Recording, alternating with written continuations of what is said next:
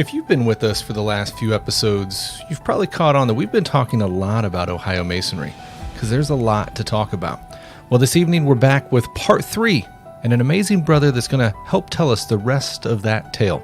So stick with us, because we have an amazing episode lined up for you right after this on Historical Light.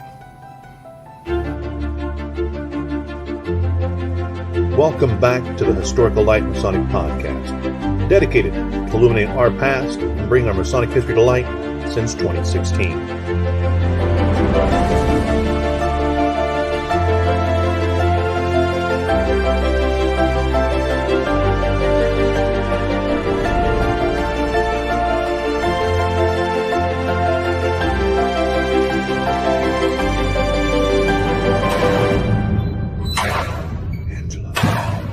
And now, enjoy the show.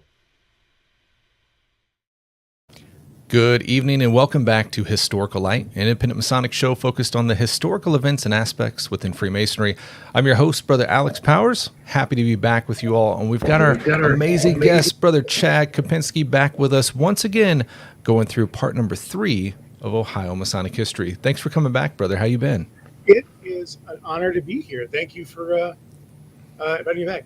This is, by the way, this is the 5 times. SNL, you get a jacket. Do I get like a commemorative spork or anything? Is there any of that in the budget? Or no? It's in the works. I think we're going to do one of those disposable, crappy paper Masonic aprons, and we'll stamp it with Historical Light. I'm going to say go for the spork. It is. There you go. It is unusually useful, much like myself. So things are great here.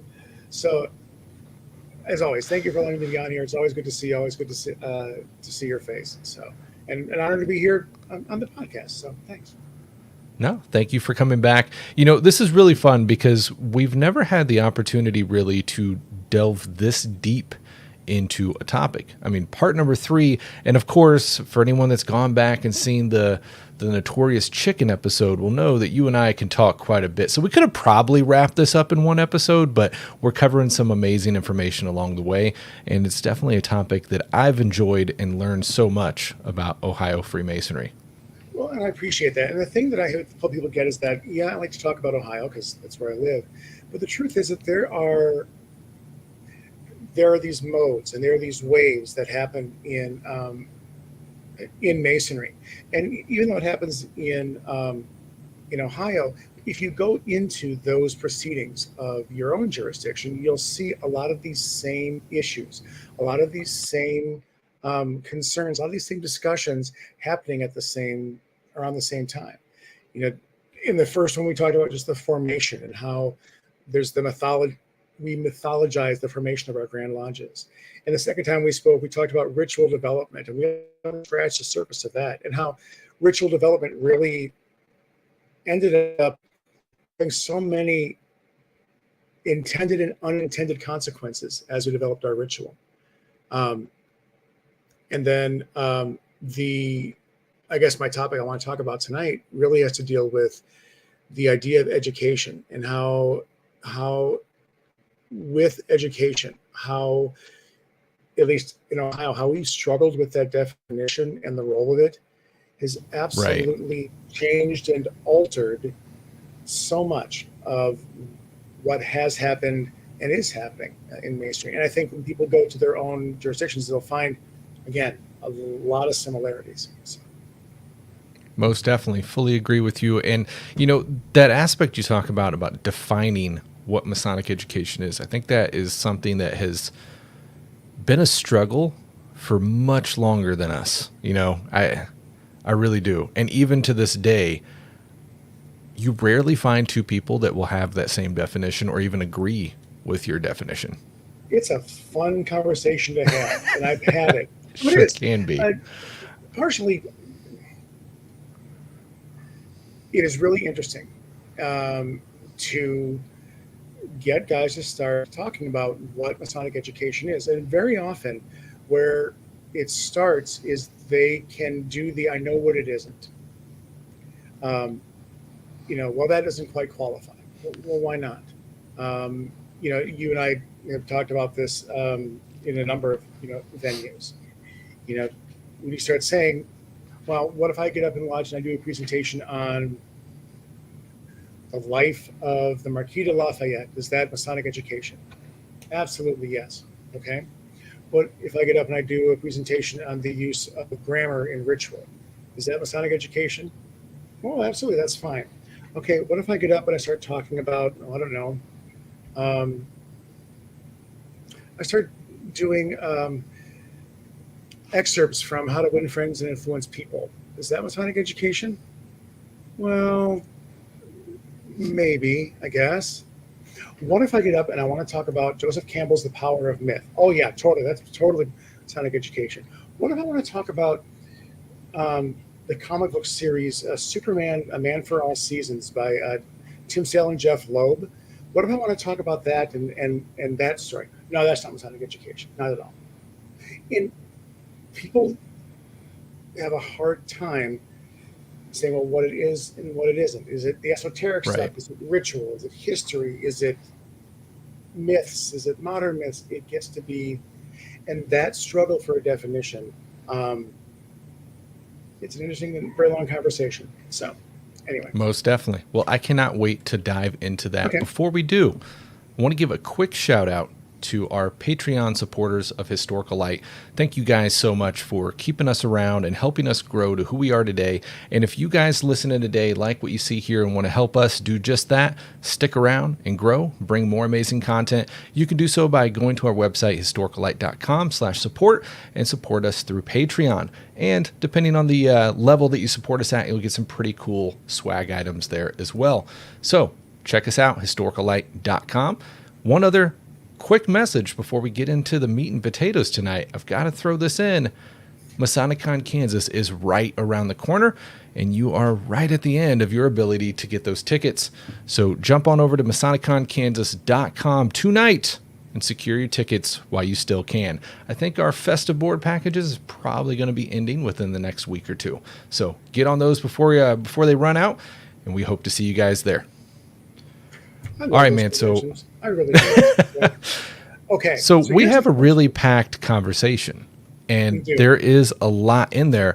So let's start this off, because before I lose this train of thought, you keep poking at the fact of that definition, and we're talking about the history of Ohio. Do we know where they leaned in that definition when education really got introduced in your jurisdiction? We do, because, and it's all connected, man. Ohio did not have an official committee on education until about 1956. Okay. And they were late to the game. But when you look at other jurisdictions, like what was happening in the mid-50s, that's our supposed golden age of Masonry. If you look at other jurisdictions, they start having committees on usually education and service. And the reason why different jurisdictions started these committees is because lodges were initiating, passing, and raising hundreds of guys per year. In fact, in the proceedings where they start talking about starting a committee on education, just before that, the largest the argument they had at that annual proceedings was whether they should impose a limit on the size of a lodge, and whether 400 or 500 members was really the upper limit a lodge should be. Now, we'll get into unpacking that as a whole other thing. But when they started this, actually, I'm going to go back. You're going to hear a pervasive theme throughout tonight, which is what? Everybody does that, don't they? Wait, nobody's doing that? Well, we need to throw some education at it. Yeah. And that's a lot of what is happening, is all of a sudden we're realizing if a lodge is making 500 new members in a year, what are they really doing? What is the education, right? What is that person getting besides a dues card and a watch fob, if they're getting a watch fob? Right. So now let's take a step back. And so when the Education Committee first started, it was 1956 when they did it, and they actually made it the Committee on education and service for some reason. And the thought was, well, just to touch on that real quick, though. yeah. What do they mean, education and service? Like community service type, or What the craft was doing as service to the community, yes. okay? So, ways that we could provide charity, ways that we could, live our values externally. Understood. So must have had some notion then that education was something about putting our values into action, right? Or what is education really? But for them, at that point, what it really became the idea was creating essentially candidate counseling materials, so that when a guy was initiated, passed, and raised, because at this point we still didn't have a written ritual that people could actually take home with them. We had the separated out monitors with just the what we would call our lectures, our proficiencies. Right. But here's a little book that you can take with you, and you read this, and it'll tell you everything you need to know about being an entered apprentice. Don't read it now. Read it tomorrow morning when you have your oatmeal, but this will tell you what you need to know about being an entered apprentice. It's not one of those booklets, but there are a few that are on that bookcase over there from over the years. And so it was the notion that, okay, education is nothing but candidate counseling, because there's this, it's not happening in the lodges, so we've got to provide it. Now, we actually get an official education-only committee a few years later. It actually ends up being 1959 that we get an official committee. And they start piloting these district education officers who are supposed to go out and make sure that this candidate counseling program is being used. At the same time, the ritual committee had put together an officer's manual. And so the Grand Master said, well, the district education officers, they should also probably go out and they should make sure that that officer's manual that's coming from the ritual committee, they should also instruct in that too. Well, wait, so the ritual committee is now doing the officer's manual? So now there's a big argument about, well, then education must not just be the ritual. Maybe there should be something in there about, I don't know, lodge management and stuff like this. And what's interesting to me is because, again, now you have these lodges that are initiating passing and raising. There's Trouble Dog coughing. There are 5 of 5 appearances. Thanks, Trouble. So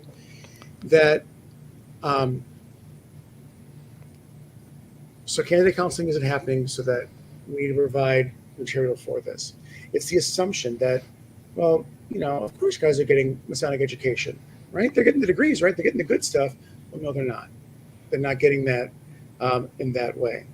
There's also the assumption that happens in a lot of Masonry, that what happens in your district is the same everywhere else, that bubble that we've talked about. And so now that in the start of the committee, we have our district education officers, who at this point aren't an official Grand Lodge position. It actually was a position that was appointed and reported to the chairman of the education committee. Interesting. Go ahead, Commissioner. Interesting doesn't touch the tip of the iceberg on that one. Huh? I'm going to say some things, that may seem kind of negative, but they really aren't. It's a struggle, and we're all trying to figure this out, and nobody gets it right. And, and they're done with the best of intentions, best of faith. What they're finding, and it partially is because of Iowa's structure. We have 25 districts, and each of them do things in their own kind of different way. Is that as these district education officers started talking,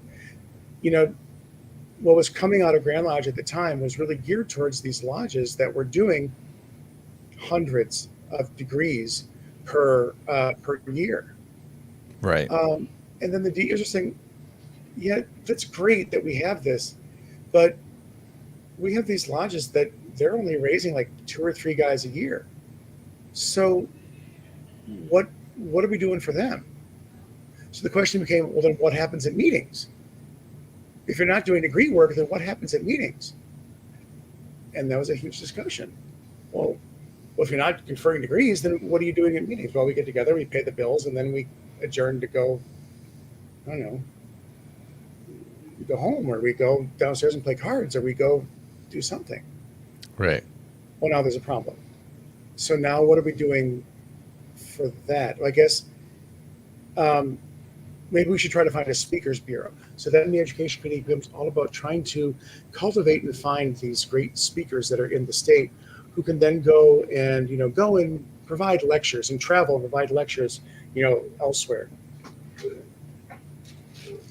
They find guys who have can speak on any number of topics, but there's 550 some lodges at that particular point in time. So right. What are they going to do? So then the focus of the education committee for about the next 20, actually more than that, it's 1950 till really almost to today, becomes what are we going to provide for lodges? What becomes Masonic education?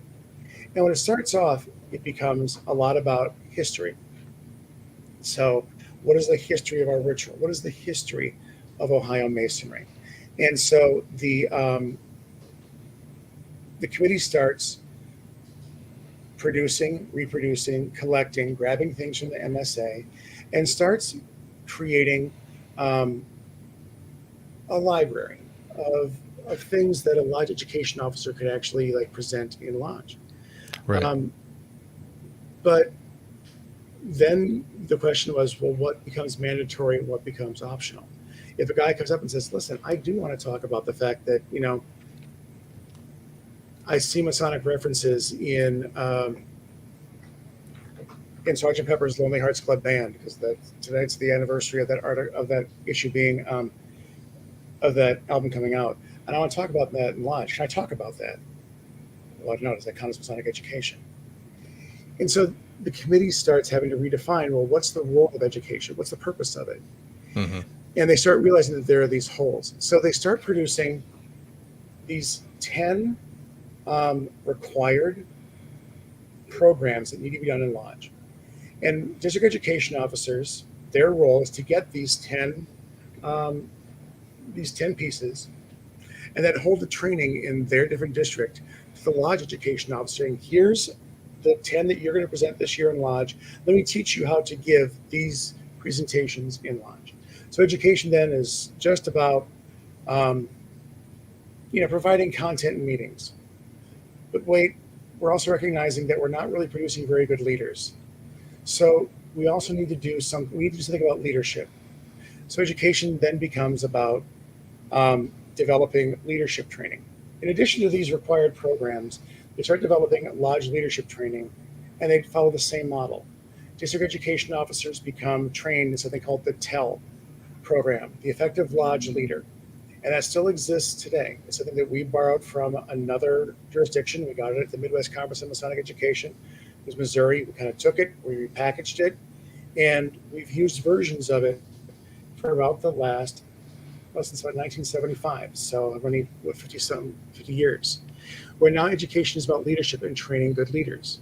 So education is leadership, it's content, but education can't be about ritual. Because in Ohio at the time, district education officers, lodge education officers were not allowed to instruct on the ritual because that stepped too much on the toes of district deputy grand masters. Let me back up a second, because we're now into the 70s. A couple of things, and I'm painting with a broad brush, but again, this is the thing I talk about forever. Education, Ohio has had an education committee for, since 1956, so whatever that is, 67 years. There have only been 13 men who've actually been chairman of that committee in the last 67 years. That is pretty much unheard of. In most other jurisdictions, the chairman of the committee might be a Grand Lodge officer or might change every 2 to 3 years. So that means that the direction of the committee and the focus of the committee will change very often. And very often in jurisdictions, the education committee is somewhat subject to the whim of the Grand Master. The Grand Master has an idea, has a theme, and The education committee just sort of does what the Grand Master tells them to. In Ohio, there's only been 13 men who have held that position, and one of them held it for about 35 years. Wow. Of those 13 men, 7 of them either were grandmasters or past grandmasters. And only really, and for a long time, it was seen that head of the education committee was part of that stepping stone to grandmaster. Interesting. Yeah. So there was the sense that education was important, but there was also the sense of, again, what the role of education is. So I'm going to pause here for a second because I need to take a drink of water, and because I've been talking for 10 minutes or so. No, so while you're on that thought, though, hearing you go through kind of this transgression of the history of, how it kind of evolved into this, it's interesting. And I wonder how many listening can relate within their jurisdictions, because I'm hearing a lot of similarities of what I know here in Kansas, but also to that aspect when we're talking about this importance in injecting it into lodge. One of the things we have here in Kansas that is a written law is that the only education or the only topics that can be discussed as education must be Masonic. But it's like, what does that mean? Okay, well, define that a little more. And it's left up to the lodge at that point. So it's really interesting to see how we've got this really wide struggle of not wanting to 100% tie that down and then not being able to. But we've also had jurisdictions like Virginia that went a little step further, and they were like, well, it's everything outside of the ritual because that's required. And then anything, beyond that is education, essentially. Well, and I'm going to piggyback on that because this is where it's going to get interesting. And here's where luckily most of the people here are no longer with us. And I'm hearing this through reliable sources. So sure. The guy who was chairman of our committee for 20 years officially, but he served on the committee for seriously like 37 years, was a guy named Royal Schofield, Grandmaster in 72. I know that name. Well, because, we have a society named after him, which, funny note, just because I'd never heard of the guy when I joined Masonry. And when we were creating the Royal Schofield Society, I got a message from a guy from Jess Raines, who was Deputy Grand Master. He says, we're naming it after, we're going to call this thing the Royal Schofield Society. And I said, what the hell is a Schofield? And I just found that text message because I wanted to send it to him because I think it's funny. Anyway, so Royal Schofield led this committee for however many years. And it was he who really, because it was one vision and one idea of what it could be, he started doing some things that hadn't been done before. He started doing these correspondence courses on our officer's manual and on our ritual and on our code. And the funny part was they were written correspondence courses. He graded each one of them individually. So guys would do them, and you'd mail them back to his house, and he'd grade them all in red pen and send them back. Wow. And part of them were factual, but a lot of them also were essays where you had to interpret it. So it was his vision and his mindset that really kind of helped in an almost nefarious way, like the idea of like the hand that rocks the cradle, like controls the world, because he was the person who, it was his vision of education.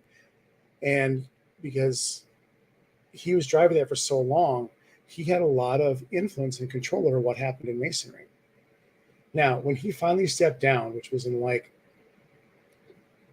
the early 2000s, things had really changed. And there was the fear that at this point, DEOs were still not necessarily, they were a Grand Lodge position, but even in their ritual to install them, it says, that you were installed by the recommendation of the chairman of the Grand Lodge Education Committee. There was this fear that essentially Royal Schofield had his own little like Dumbledore's army of DEOs. And there was this concern because now we have this one-day class. And what is education's role in the one-day classes in the early 2000s? Now, if education is leadership, because we got the TEL program going, but it's also what's happening in lodges because we do this sort of content. Oh, but wait, we also need to do something for the one-day class guys, but we can't talk about ritual because, we have district deputies and we're going to step on their toes. And Right. it is whenever there is a lack of something happening in lodge, that's when they decide that that's what education is. And they decide education is to fix it. And I'm saying they with a broad brush.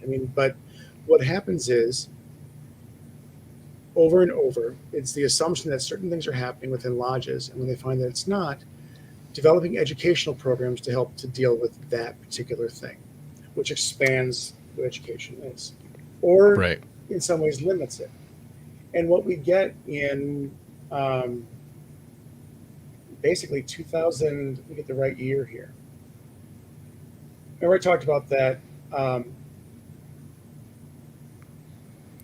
Well, it's 2003, excuse me. 2003, we have, it's the second or third year of the one-day class. In Ohio, we have we have 25 different districts, each of them do their own different thing. In some of them, the district and lodge education officer positions were really successful, and some they weren't. And so one Grand Master comes around and basically says, this isn't working. And so in 2003, he just ends it and says, you know what, district education officers, we're done. Wow. District deputies, you're going to start doing that work now. And so it's one person, one thought, and also this idea of breaking up what Royal Schofield had done in terms of education was almost too powerful.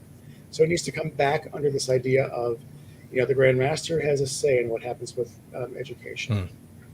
And what happens in Ohio, I think happened in a lot of jurisdictions, is the committee becomes much more of an arm of what the Grand Master is doing in his year. We see the rise of Grand Masters serving for a year and having a theme, and what happens in education reflects that theme. What happens in the activities happens according to his theme. In Ohio, we hire a guy named Chad Simpson, and he becomes the director of program development. And by and large, a lot of the work that would tend to be done by the committee ends up being done by Chad. He starts developing things to do candidate counseling, those lovely booklets to be given to candidates, things to support the one-day class, different initiatives like one-day class or open houses or veterans things happen through this Office of Program Development, which kind of take education out of the committee, out of that loop. And we start seeing that committee become much more passive in their role. And we start seeing the role of education being much more of a franchise model, which again sounds negative, and it shouldn't be, but that's just sort of the nature of what's happening in Masonry. Yeah, I mean, we're talking about the building blocks. We're figuring this out along the way as we go, type thing. And what we see in the 70s, 80s, and 90s is this idea of the franchise model, that when you go into a lodge, that what you get should be the same from lodge to lodge to lodge. That we are one fraternity, and we speak with one voice, and we are one Masonry. And we all say the exact same words and always have. Don't even get me started, man. But we get a change. And this is where I'm going to tread lightly, because I think if anybody's listening to this, of the 13 guys who've been chairman of the education committee, I'm one of them. And I am absolutely proud of my time serving on that committee. I absolutely am. It is between, I served on that committee as chairman for 3 years. I've been on that committee for almost 10 years. I stepped down as chairman to start working on the Midwest Conference, and they keep me on now, I think mostly out of politeness. I'm joking. I feel like I can contribute, but I mean, I'm the representative from my district. The way that our committee is set up, which is also interesting, is that since the DEOs came back in 2009, the education committee was structured so that it had representatives from every single district, as opposed to a small group of people which were handpicked by the chairman. Like Royal Scofield picked his own group of like 13 people to be the education committee. Since 2009, the education committee has had one person from every district because they recognize that everything is different in each one of those districts. And so education has to be different for each of those districts. And there's been a push there. Right. And since the person who's chairman for me was a gentleman named Most Worship Brother Charlie Murphy. And why I say I tread lightly is because if he were on here, he would give me all the credit. And as I'm sitting on here, I'm going to give him all the credit. The truth is, it doesn't matter who gets the credit at all. What matters is that we're looking at sort of what education is and can be. And what the committee does now is that it has the representatives from each of the districts. And the idea is almost that fraternal consultant model, that the education committee becomes the place where good ideas are collected from around the state and they are disseminated out to all the different districts. And that the district education officers are empowered to help lodges find what works best for them. That there isn't just one, education isn't just one thing. It can be many things, but there has to be a context associated with it. Right.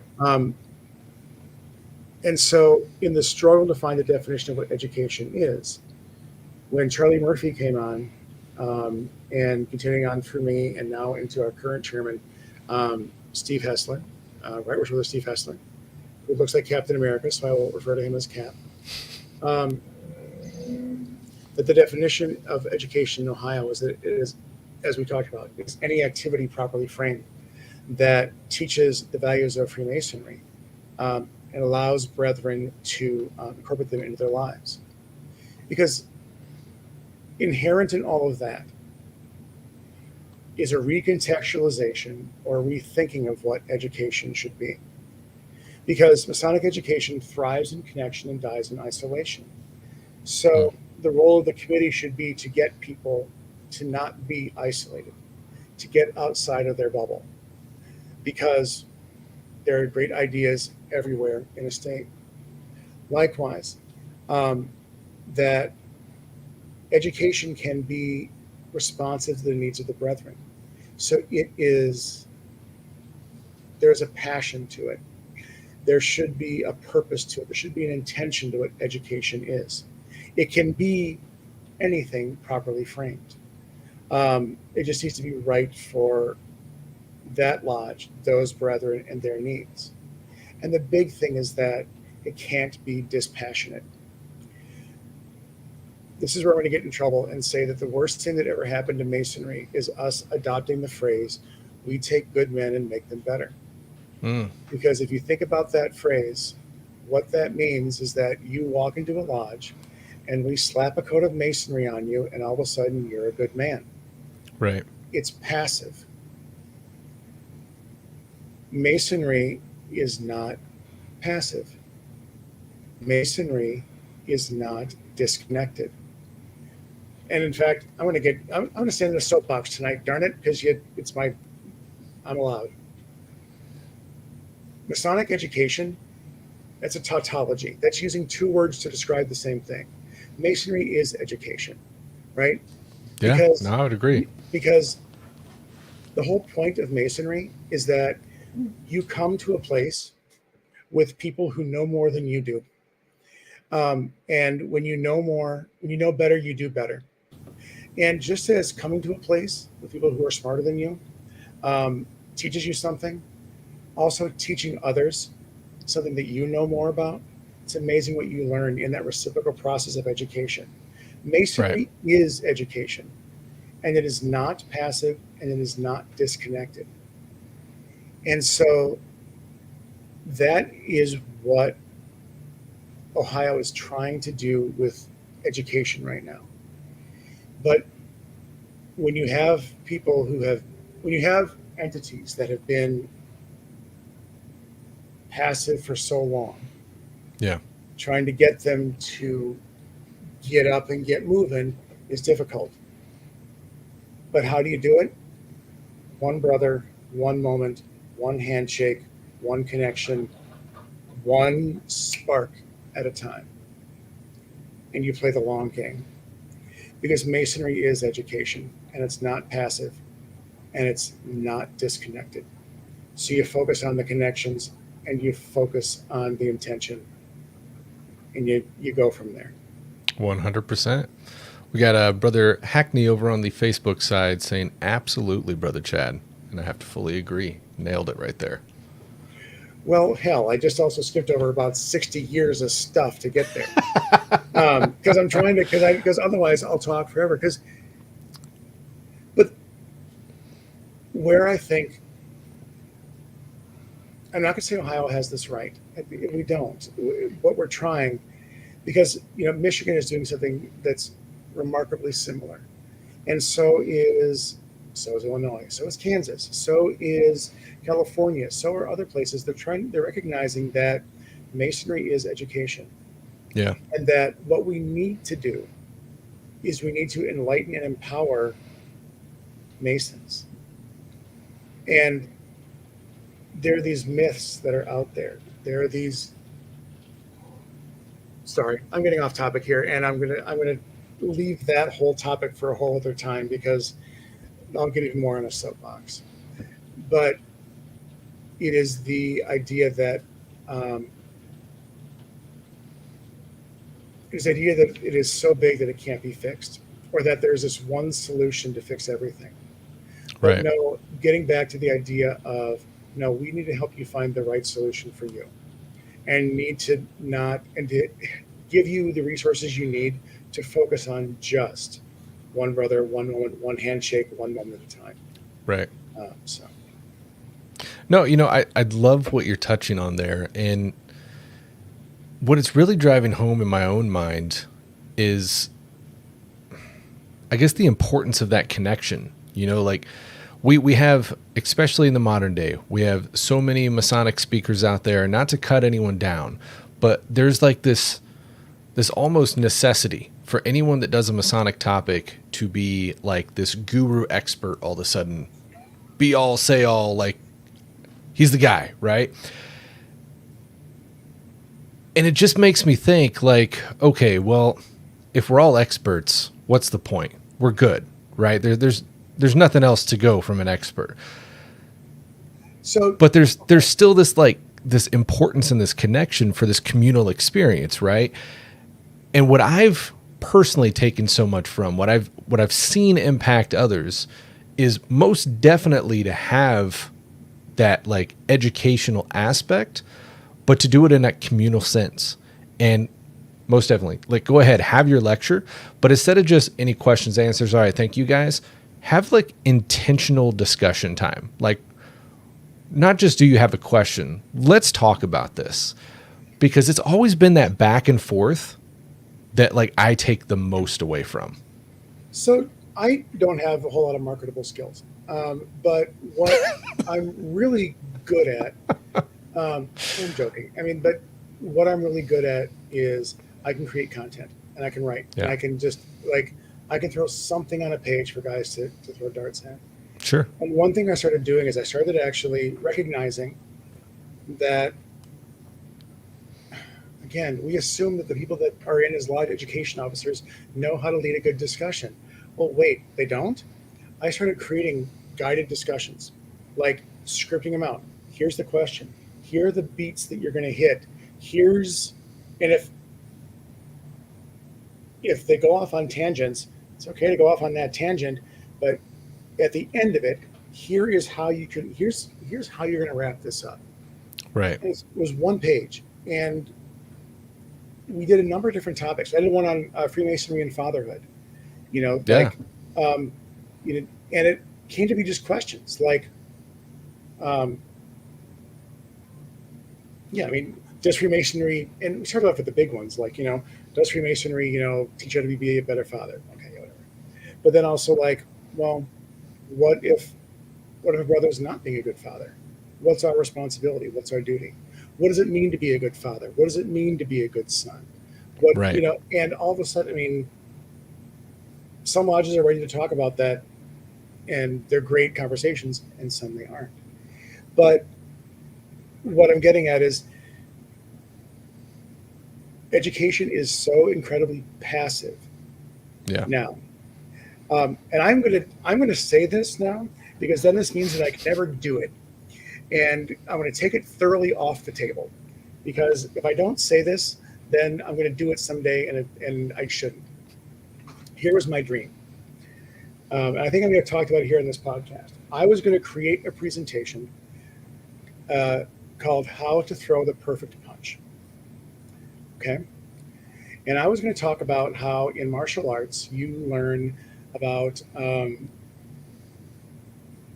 don't know if I talked about this or not, that if you ask somebody who has never done martial arts to throw a punch, it is perfect. Like they do it instinctive. Yeah. If you do somebody who's taken martial arts for like 6 months, they can only pass on what they've known. If you do somebody who's done it for a few years, they will, it's a difficult question, because there is no perfect punch, because it has to do with what are you trying to do? What's the intention? What's the, what are you trying to set up? 100%. And I was going to talk about, how, we have these kata in martial arts, which is, walking in the footsteps of the master. And I was going to talk all about that. And right in the middle of my presentation, I was going to have a guy get up out of the audience and punch me. Or try to punch me. And I was going to resolve the situation. Because what I wanted to have happen is because I wanted the audience to react. And I wanted to basically tie that in and say, we can't lose sight of the fact that Masonry is a practice. There is no perfect punch. The perfect punch is me in that situation resolving this.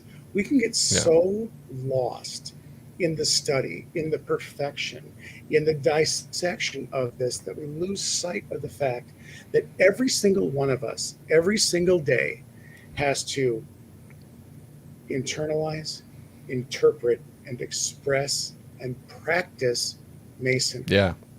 And that is the fact of applying, because I feel like so many brothers go like, okay, well, I know what it is, and that's good enough. But did you apply it? Because does it make any difference if you don't apply it? And so then Masonic education, sorry, I should just say Masonry, because again, Masonry is education. Enlightenment, 100%. It can be more than just the use of grammar and ritual. Yeah. It can be, how am I a good dad? How am I, God, I just muffed this at work. What do I do? Or, God, I don't know if I'm good. Like, it can be all those things about when I know better, I do better. So let me come to a place where I can help others do better and be better, and they can help me do better and be better. But never lose sight of the fact that it is not disconnected and it is not passive. It is connected and active. So yeah, now that I said that, I can never do it. And I'm okay with that. You can still pull it off. I probably could. And Chicago Masonic Con is coming up, but I can't. I don't think I'll do it there. Is Chicago the right place for that? No, because the people that you and I both know in Chicago, they'll try to take my head off. So they won't even think twice. But. And again, I've gotten off topic, and I've actually kind of thoroughly gone off the rails of what I really was going to talk about tonight. But I think I've gotten where I want to get to, which is this. The struggle in education has been trying to figure out what the role is and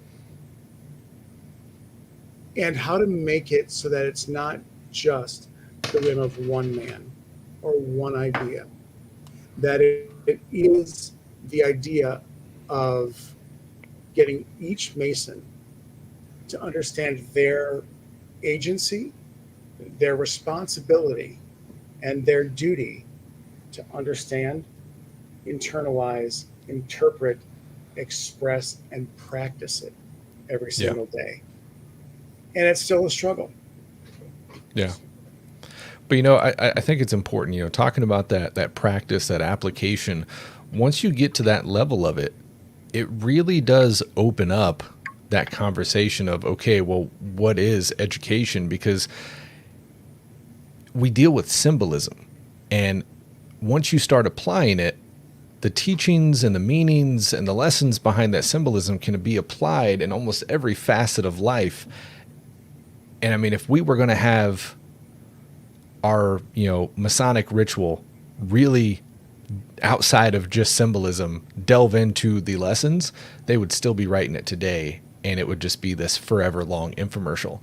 We're able to pack this in some pretty impressive ways, but until you actually get to that point of applying it, of unpacking it and seeing how you can attach it to life, you don't even really touch a tip of how far it can go and what all it means. Well, and it's the concept of martial arts, right?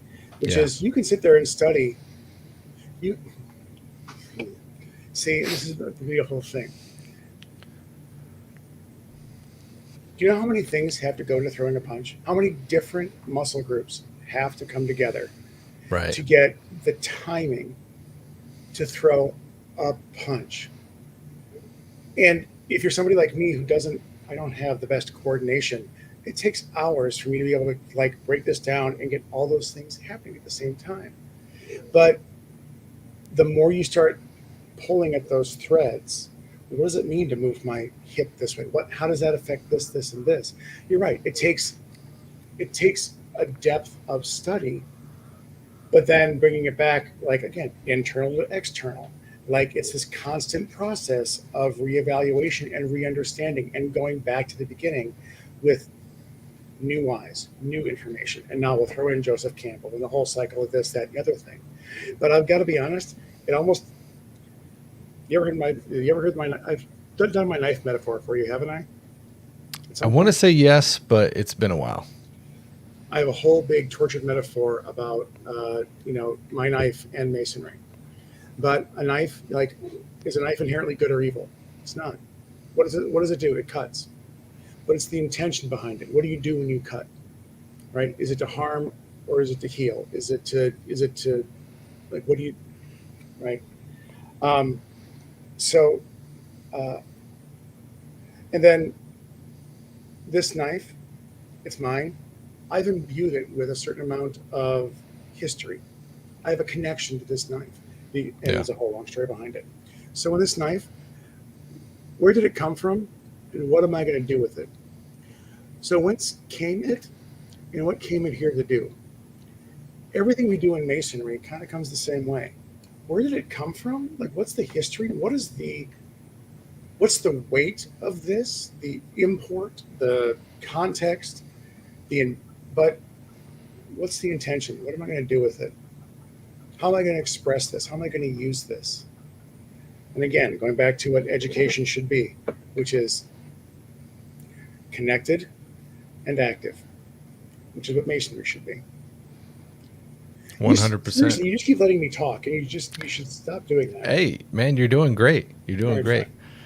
No, I'm sitting here and I've got these different thoughts running through my mind, and it's kind of connecting back, and it's making me wonder because we'll never truly know what was discussed. But you're talking about your education officers, which we have a education committee in Kansas. We've never had the district education officer platform that many other jurisdictions have. What we do see historically is that our grand lecturers filled those roles, and they would go around and hold these schools. And obviously, the mass point of that school is the ritual itself.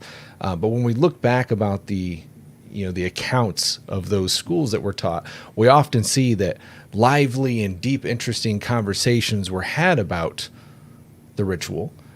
And it always makes me, well, what exactly did they discuss? What tangents did that go off in to really understand where these guys' minds were at in learning and understanding, even to get onto the path of applying?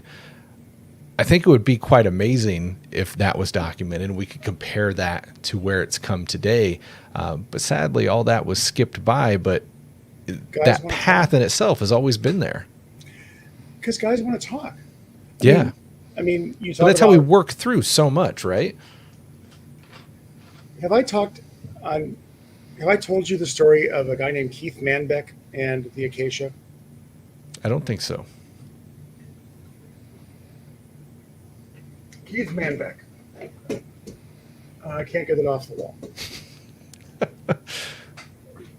Keith Manbeck joined our Royal Schofield Society, and guys have to do a masterpiece. Keith is a botanist. He's now currently our Grand Tyler, by the way. But his daughter died of cancer, and I mean, she was in her 20s, and it was really aggressive, and it's been fairly recent. And he really wanted to talk about acacia as a symbol, from the idea of a botanist. And as he's writing this paper, he's researching its history as a symbol, and it's like, as a scientist from the Holy Land. And I was his mentor on this, creating his masterpiece. And he had a small section in there about how the research on this acacia came to him because one night he was called to give the Master Mason lecture in Lodge. And he'd done it 1,000 times, never thought of it. And it was just kind of like, But all of a sudden that one night, when he got to the part talking about the sprig of acacia, all of a sudden that symbol made sense to him. Because he thought about his daughter and about how there's that thing that survives the grave. And all of a sudden, all these connections to that symbol helped him. I mean, you never really overcome the death of a child, but it helped him understand it more. And it made him understand the symbol more and understand the lecture more and understand how that entire experience in the third degree, what that was really about for him. And then it was wonderful because as he wrote like 4 sentences on that in his paper, I said, Keith, that's the good stuff. Like, we can talk about, the history of a symbol is great, it's wonderful, but man, guys are going to connect to that. That's what I need. Like, and him talking to me about his experience helped me understand that symbol more. And he's done this presentation a few times, and he can't do it a whole lot because you can imagine. But there is a video of it somewhere. I think it's on the Grand Lodge website, of Ohio website. And I shouldn't. So if you're an Ohio Mason, go find it. But if you're not an Ohio Mason, why not? But guys want to connect, and allowing them to talk about those symbols. I mean, that's really what our proficiencies are, and our symbols are, is a way for brethren to connect and say, oh, that's what you got out of that? Oh, I hadn't thought about this. Or, to say, man, 24-inch gauge, how are you spending your time? Masonry and education are the exact same thing. And it is not passive, and it's not, disconnected. And so everything we do is connected and active and provides a platform for this. So, yeah, 100%. I mean, connecting that back, hearing about that brother and his daughter passing away and having those discussions and that sparking, I guess, different thought processes. What do you got there? When he did his presentation, this is a sprig of acacia from the Holy Land. Yeah, you have shown me this. And he gave a copy of it to his lodge, and he gave me a copy of it as well. So this is a sprig of acacia from the Holy Land in the form of a square and compasses. So now this hangs in his lodge as a gift to his lodge and as a gift to that moment. That's fantastic. Sorry. No, you're good. But, just that connective fact, and like you said, through his experience, was able to impact you and your experience. And, like, to the best, maybe not to the best, but I'd say one of the major aspects I find to be a point of life, of why we're here, is experience. And every single one of us, even though many are similar, many on the same path, we all have a different experience. And every single one of those little differences delve in to make an impact when we discuss and we share and we can learn from one another. And I think it's a beautiful thing, when to a large degree, Masonry can be like a solo journey, right? Like a lot of people will say you can very easily get your degrees, and then you can learn a lot of the stuff by reading books and everything. But there's still that major importance of tying back into lodge because of that communal aspect. And I think right there is that major aspect of being able to contrast and compare with your brothers around you and tie back in to really understand it in a whole new light that you would never be able to fully experience in your lifetime.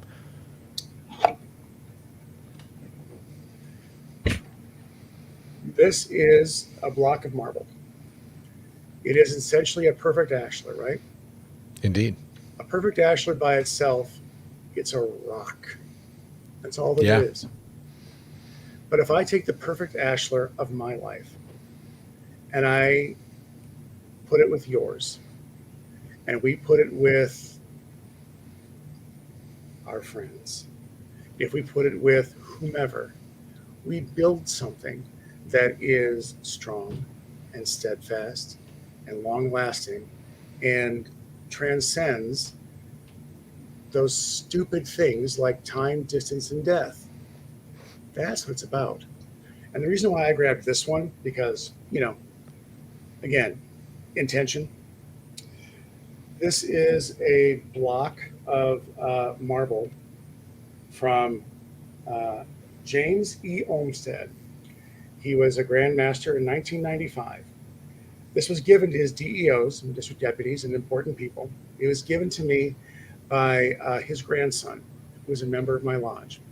And why it is important to me is two reasons. One, it was given to me by his grandson as a gift when I became district deputy, and also because Brother Olmsted, Most Brother Olmsted, was the person who brokered the deal that brought Grand Lodge of Ohio and the Prince Hall Grand Lodge of Ohio into amity.